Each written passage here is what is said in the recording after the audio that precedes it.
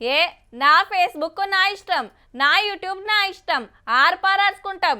ఏమన్నా అయితే మా పాటోళ్ళు చూసుకుంటారని ఉరుకులాడకుండ్రి జరా. చట్టం ఇంకింత గొట్టుగా అయితాంది. ఇష్టం వచ్చినట్టు తిట్టినా, ఎచ్చిడి రాతలు రాసినా స్టేషన్కు గుంజుకుపోయే కొత్త రూల్ రాబోతుంది. ఆఖరినాడు అసెంబ్లీలా గదే మెయిన్ చర్చ అయింది. లేలే కొన్ని మార్చాలే, నెరిగింత స్ట్రిక్ట్ అయితే ఎట్లా అని ప్రతిపక్షాలు కోరినాయి. దానికి ముంగట గీ ముచ్చట. జిఎస్టీ ట్యాక్సుల గురించి చర్చ నడిచింది. ఫస్ట్ పెట్రోల్ డీజిల్ మీద ఎక్సైజ్ పన్ను తగ్గించిండ్రు కదా. రోజుకు పశ్చిమాసియా సంక్షోభం వలన 2400 కోట్ల రూపాయల నష్టం జరుగుతుంది. ఆ కేంద్రం వాటికి సర్దుబాటు చేసే ప్రయత్నం చేస్తుంది. దాన్ని మనం అందరూ అప్రిషియేట్ చేయాల్సిన అవసరం ఉంది. ఎక్కడ ఎన్నికలు వస్తే అక్కడ దానికి సంబంధించిన తగ్గింపులు.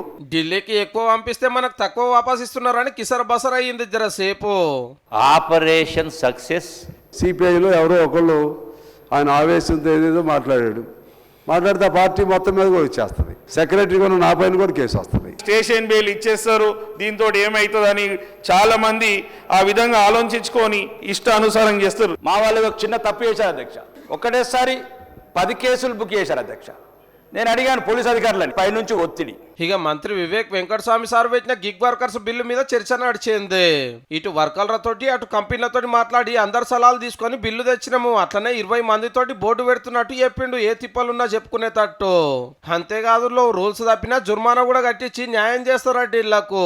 అగ్రిగేటర్స్ పేమెంట్స్ చేయకుండా గవర్నమెంట్కి ఏదైతే ఇన్ఫర్మేషన్ ఇవ్వాలో వీళ్ళు ఇవ్వకుంటే వీరికి పెనాల్టీస్ వేయడం జరుగుతుంది. గిగ్ వర్కర్స్ అందరికీ కూడా రిజిస్ట్రేషన్ చేసుకున్న తర్వాత వీళ్ళకు ఒక యూనిక్ ఐడి వస్తుంది అధ్యక్ష. బిల్లు మంచిగా ఉందని అన్ని పార్టీలు తారీఫ్ చేసి కొన్ని సలహాలు ఇస్తే అవి కూడా పాటిస్తామన్నాడు మంత్రి సారు. గిగ్ వర్కర్స్కి కూడా ఏటీసీస్లో వారికి ట్రైనింగ్ ఇప్పించే కార్యక్రమం తీసుకుంటాం.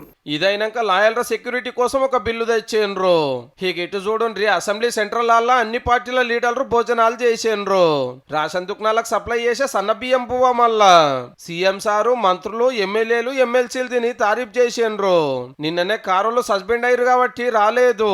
ఇక మండలిలో బీఆర్ఎస్ ఎమ్మెల్సీలు మళ్ళా గదేళ్ళొల్లి మైనింగ్ మీద హౌస్ కమిటీ వేయాలని చైర్మన్ సార్ ముంగట పోయి కాగితాలు చింపేసిరు. బెంచ్లెక్కి గడబడి చేసిండ్రు.